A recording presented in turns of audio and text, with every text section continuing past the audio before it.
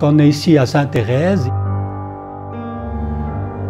Quand Roger Magnin a œuvré pour la construction de cette église, il s'est adressé naturellement à Yoki, ce qui fait que dans cette église, il y a une des œuvres les plus importantes de Yoki dans le canton de Fribourg.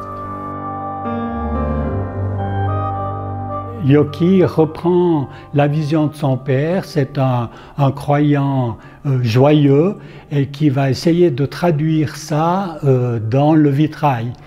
Son regard, son attention à la réalité, il essaye d'exprimer ce qui va à l'essentiel.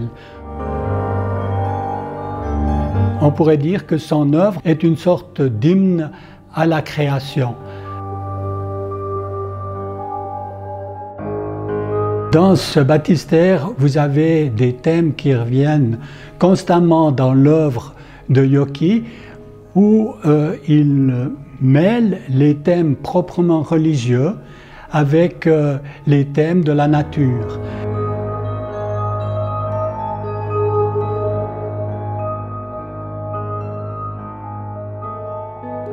L'eau et le feu prennent une place considérable. L'eau joue un rôle primordial, mais en même temps, vous avez l'annonce de ce qui sera la Pentecôte.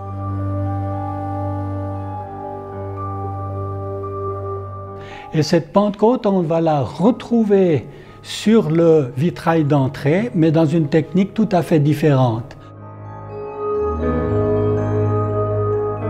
Et il a retrouvé le vitrail antique sans patine, c'est le plomb qui découpe les formes et vous avez un jet de couleur-lumière où, à travers le thème de la Pentecôte, on retrouve 4 éléments: l'eau, l'air, le feu et la lumière.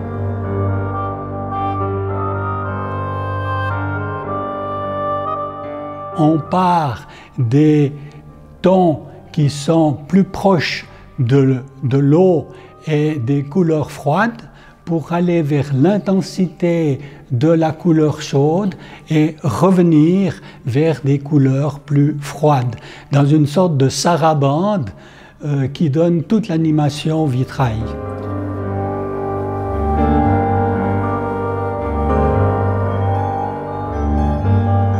Ce qui l'intéresse, c'est le jeu forme-couleur pour traduire une atmosphère.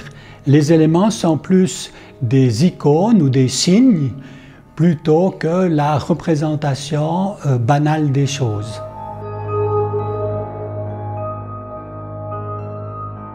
J'aime beaucoup le voile de Véronique qui se trouve dans cette chapelle de Smaine.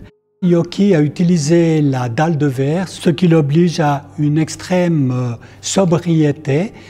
Il utilise des verres plutôt pâles, à l'exception du rouge qui vient souligner la royauté de la couronne du Christ, à la fois la gloire du ressuscité et l'importance de la victime sacrificielle. Avec très peu de moyens, il arrive à traduire l'essentiel du message.